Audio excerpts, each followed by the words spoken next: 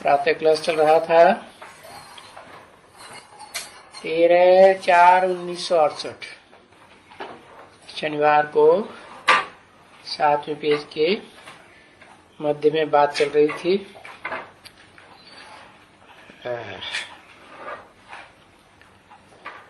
कि बच्चे भी बेचारे बहुत डरते हैं कि एक दिन जरूर उनकी भी जांच करेंगे कि तुम्हारे ड्रायर में कहाँ क्या पड़ा हुआ है, दिखलाओ।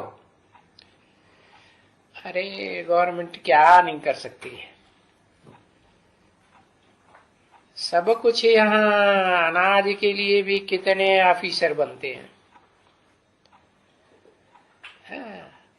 हर एक के घर में आकर के अनाज देखते हैं, कितना स्टॉक रखा हुआ है बेकायदे। सरकारी ऑर्डर्स हैं, उनके खिलाफ कुछ जास्ती तो नहीं रखा है। तो देखो, ये सभी पगार वगैरह के लिए इनका बढ़ता जाता है। तो अभी इन सब बातों से तुम छूटे हुए एकदम। तुमको अभी ये सब होते रहे या जो कुछ भी होते रहे, समझा ना। बाकी तुमको जो ग्रस्त व्यवहार में ये सभी खिटपिटें देखते हुए, गरीबी, साहूकारी, बीमारी, ये सब कुछ देखते हुए बाबा कहते हैं कुछ भी करो, बीमार हो या साहूकार हो या कंगाल हो या धंधे में तुम्हारे घाटा पड़ता हो, बाबा कहते मेरा इन बातों से कोई वास्ता नहीं। क्यों? सब तुम्हारे पूर्व जन्म का हिसाब किताब है, तुमको ही भोगना है। मेरा है सिर्फ तुम बच्चों को रास्ता बताना कि ऐसे ऐसे करने से तुम्हारे सब दुख दूर हो जाएंगे, पाप कट जाएंगे तो दुख भी दूर हो जाएंगे। तो देखो, दुखहरता कैसे सुखहरता का करके है बच्चों को युक्तियां बताते हैं। बाकी ऐसे तो नहीं है कि इस समय में तो तुम्हारा हिसाब कर्मों का चुकतू होने का है। सो तो हो सकता है ना। है। अब बीमारी भी जो रही खुशी होगी सो भी आ जाएगी। ये तो बाबा ने बताया था कि जो वैद्य लोग होते हैं ना, तो वो पहले से ही बता देते हैं कि मैं जो दवाई देता हूं, बीमारी उखड़ेगी, बाहर आएगी। तो डरना नहीं, समझा ना। और बाप ही कहते हैं कि तुम्हारा पूर्व जन्मों का जो भी हिसाब किताब है कर्मों का, वो पिछाड़ी को ही चुकतू होने का है। इसलिए पता नहीं कौन से जन्म का कब का हिसाब किताब खड़ा हो जाए। तो डरना नहीं है।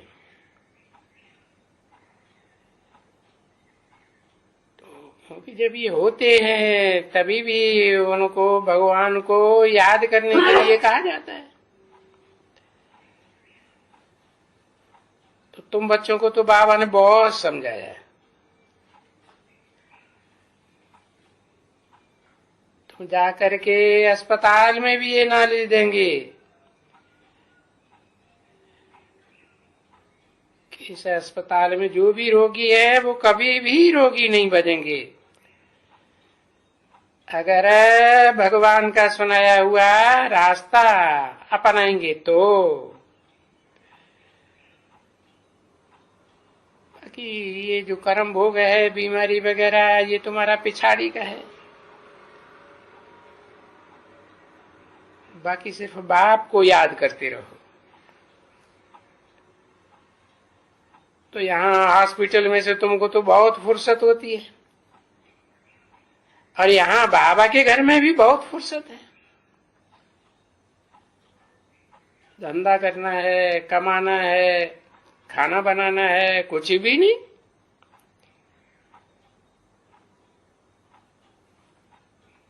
तो सुख दुख है तो सुख तो ऐसे भी याद करते हैं ना, भगवान को सुख के लिए याद करते हैं। तो दुख में याद भी करते हैं, हे राम, हे भगवान।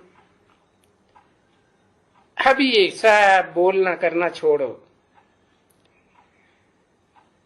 अपनी आत्मा के बाप को पहचानो और मन बुद्धि से याद करो। बोल बोल करने की दरकार ही नहीं। ऐसा करेंगे तो हम गारंटी करते हैं तुम्हारा जो भी सभी जन्मों का पाप है वो सारा कट जाएगा। फिर आधा कल्प तक, मना 2500 वर्ष तक तो तुम कभी भी बीमार ही नहीं पड़ेंगे। इस बात की हम गारंटी करते हैं, बाबा गारंटी करते हैं। और हम बच्चे भी औरों को गारंटी करते हैं। तो कौन सी जगह हुई है ये जो वो डॉक्टर हैं वगैरह वगैरह, वो भी सुधर जाएंगे।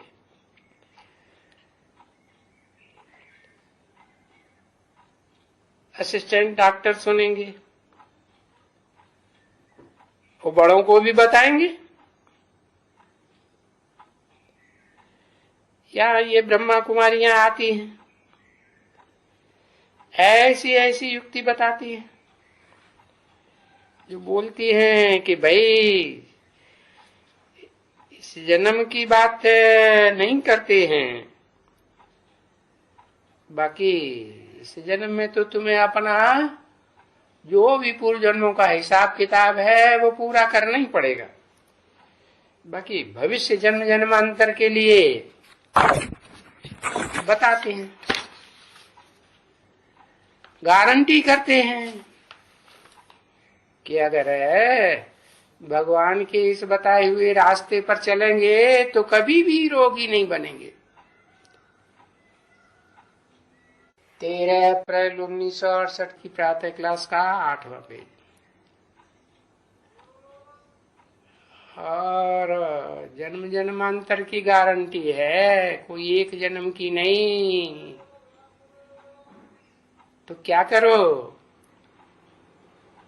बाप को पहचानो और याद करते रहो। पहचानने के लिए तो सारा ज्ञान सुनाते हैं। बाप के पास है ही क्या, ज्ञान का भंडारी है, अखूट ज्ञान का भंडारी। सारा ज्ञान सुनते रहो, तुम्हारा सब पाप कट जाएगा बाप को याद करने से। और पूर्व जन्मों का हिसाब किताब सारा चुकत हो जाएगा। यूं तो दुख दो बहुत ही है, जो भी है उसमें भी याद करते रहो, करते ही हो। बाकी अभी तो औरों को नहीं याद करो, है औरों को याद करेंगे तो सब पापी है, पाप का ही संग का बोझा चढ़ेगा। तो समझ से याद करो कि ऐसी आत्मा कौन सी है संसार में कार्य कर रही है, प्रैक्टिकल में शरीर के द्वारा, मुकर्रर के द्वारा, है उसको पहचानो। है जिसको कोई बीमारी आदि नहीं लगती, उसको दुख होता ही नहीं। तो ऐसे का संग का रंग मन बुद्धि से करेंगे तो तुम भी सुखी हो जाएंगे। तो पहचानो जिसे बाबा कहते हो, वो बाबा कोई मूर्तिमान शंकर की चैतन्य मूर्ति नहीं है। उस रथ को तो, शरीर रूपी रथ को किसने कंट्रोल किया? उस निराकार शिव ने कंट्रोल किया, जो सदा कल्याणकारी है। उनको याद करो। तो एक शिव को याद करो, दूसरा कोई भी नहीं याद आवे। नहीं, एक बाप को याद करने से तुम 21 जन्म तो क्या, बहुत जन्मों तक, 21 जन्म के आधार पर द्वापर कलयुग के जो 63 जन्म है ना, उनमें भी तुम कभी भी, क्योंकि वहां भी तुम्हारी बड़ी आयु होगी यहां के पुरुषार्थ के अनुसार। तो देखो, भारत की बड़ी आयु थी, कितनी बड़ी थी है?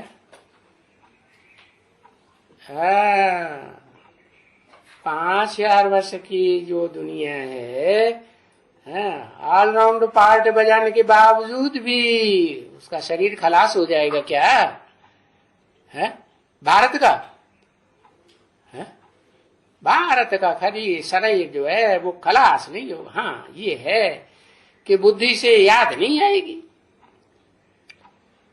तो क्यों नहीं निरोगी बनेगा भारत? वो बन जाएंगे, क्योंकि अभी आत्माओं का बाप आए हुए हैं, अखूट ज्ञान का भंडारी, रास्ता बताने के लिए। तो ये श्रेष्ठ थे, श्रेष्ठ मत देते हैं श्रेष्ठ बनने के लिए। श्रेष्ठ तो होते ही हैं देवताएं। भ्रष्ट कर्मेंद्रियों से कर्म करने वाले मनुष्यों को तो भ्रष्ट ही कहा जाएगा। सो भी कब आते हैं बाप?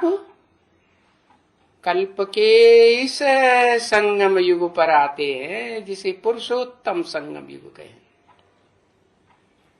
ऐसे नहीं सतयुग त्रेता के संगम पर, त्रेता द्वापर के संगम पर, या द्वापर कलयुग के संगम पर आते हैं। वहां कोई पुरुषों में उत्तम नहीं बनते, पुरुष आत्मा को कहा जाता है। तो आत्माओं में उत्तम पार्टधारी आत्माएं हैं। इस सृष्टि रूपी रंगमंच पर इस पुरुषोत्तम संगम युग में, कलयुग का अंत और सतयुग के आदि के टाइम पर ही बनते हैं। अगर कभी भी लिखो तो सिर्फ संगम युग नहीं लिखना चाहिए, लिखो पुरुषोत्तम संगम युग। ये पुरुषोत्तम अक्षर लिखना कभी भी मत भूलो, है ना? पुरुषोत्तम अक्षर जरूर लिखो। ऐसा लिखने से सहज बात हो जाती है कि इस ज्ञान से हम ये पुरुषोत्तम बनते हैं, आदि लक्ष्मी नारायण जैसे। और पुरुषोत्तम का तो तुम बच्चों के पास चित्र भी तो है ना। तो ये पुरुषोत्तम संगम युग पर बाप आकर के उनको पुरुषों में उत्तम, सर्वोत्तम बनाते हैं। फिर ऐसे तुम भी बनोगे, नंबरवार पुरुषार्थ अनुसार बनोगे। है ये निरोगी बनते हैं, और कल्प कल्प ऐसे तुम भी निरोगी बनते हो। दूसरा कोई भी नहीं करेंगे। कहेंगे कि कल्प कल्प हर 5000 वर्ष पहले की तरह तुम निरोगी बनते हो, देवता बनते हो। ऐसी बात तो कोई दूसरा दुनिया में जानते भी नहीं है, और कह भी नहीं सकते हैं, दूसरों को सुना भी नहीं सकते। तो बाबा ने कितनी युक्ति समझाई है कि वहां जाओ। कहां है? कहां जाओ? भूल गए। हॉस्पिटल की बात हो रही थी ना। अच्छा, फुर्सत कहते हैं धंधा धोरी बहुत है। अरे फुर्सत भी होगे ना तभी तो जाओगे। बोलते हैं ना हमको फुर्सत नहीं, फिर कभी तो बोलते हैं हमको सर्विस चाहिए। अरे सेवा तो बहुत है। मंदिरों में चले जाओ, शिव बाबा के मंदिर में जाओ, लक्ष्मी नारायण के मंदिर में जाओ, है हॉस्पिटल में जाओ। तो अभी वो कोई भी समय में फुर्सत तो निकाल ही सकते हो। और हॉस्पिटल में जाएंगे तो डॉक्टर से भी है, रात को टाइम ले सकते हो, शाम को ले सकते हो। जबकि तुम बच्चों को जो नौकरी भी करते हैं है, वो भी बहुत काम कर सकते हैं। अरे नौकरी तो गवर्नमेंट की 8 घंटे ही करनी होती है ना। तो सुबह को जाकर के हॉस्पिटल सेवा करना बहुत अच्छा है। बिल्कुल ही। जो भी सर्जन है, ऑपरेशन करने वाले, उनको भी कहेंगे अरे तुम जिस्मानी डॉक्टर हो, हम तो रूहानी डॉक्टर हैं। तो कहेंगे हाँ ये तो हमारे से भी बड़े डॉक्टर हैं। तो तुम बोलेंगे अरे तुम तो हद के डॉक्टर हो, एक जन्म के डॉक्टर हो, है? हम तो बेहद के डॉक्टर है, अविनाशी सर्जन के बच्चे हैं। ऐसा सर्जन है जो जन्म जन्मांतर की सर्जरी कर देते हैं। अभी जब बाबा बताते हैं कोई भी ज्ञान के पॉइंट हो तो वो पॉइंट अमल में लानी चाहिए ना। किसी ने कुछ कहा, हाँ हाँ, यानी बहुत जगह, सिर्फ अहमदाबाद में ही नहीं, पर ये बच्चियां बहुत जगह से बाबा को रिपोर्ट आती है। तो सर्विस को बढ़ाओ, ऐसी सर्विस को बढ़ाना है। अच्छा बच्ची, सभी हेल्थ मिनिस्टर्स वगैरह वो उनको जाकर के पकड़ो। हेल्थ के लिए ये क्या सभी तुम करते हो? हेल्थ हेल्थ सुधरे इसके लिए मत्था मारते हो, है?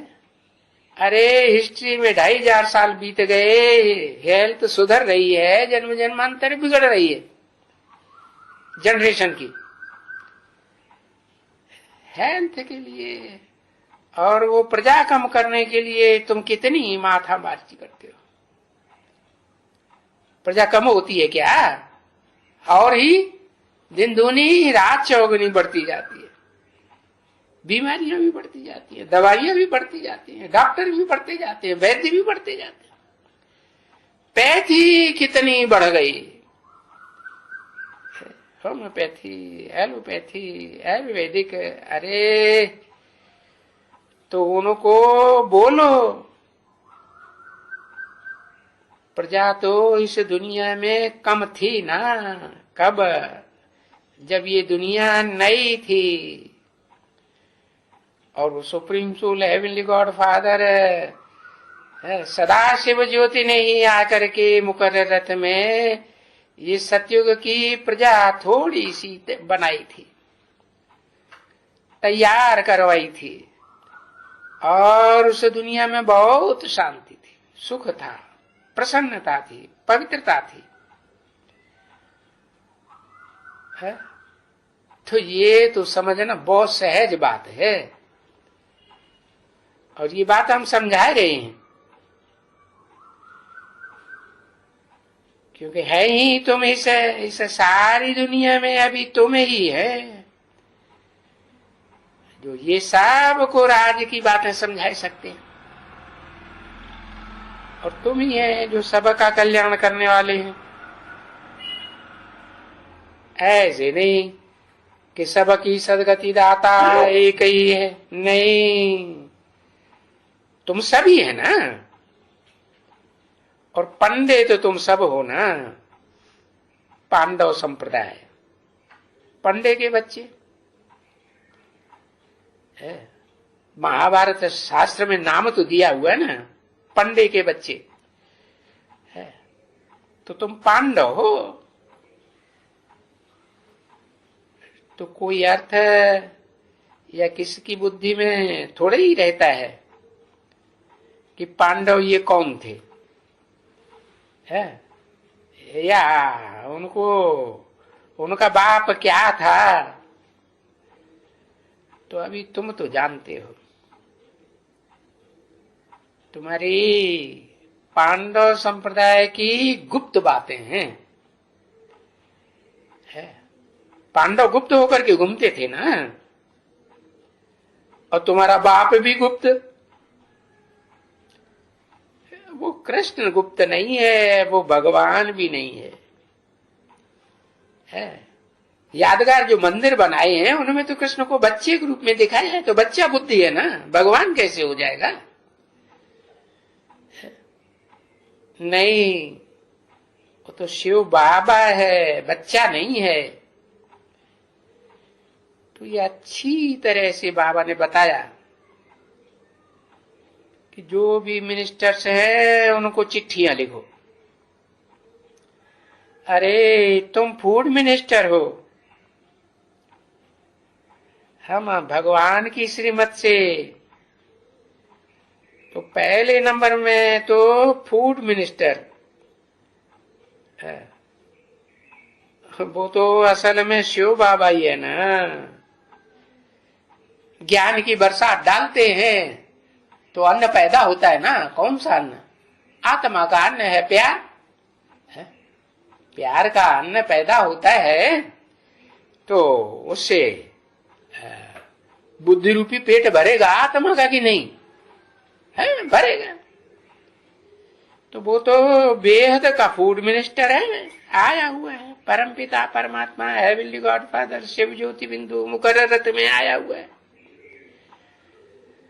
तो वो आकर के है हर आत्मा को इतना अनाज देते हैं। पता है कैसे?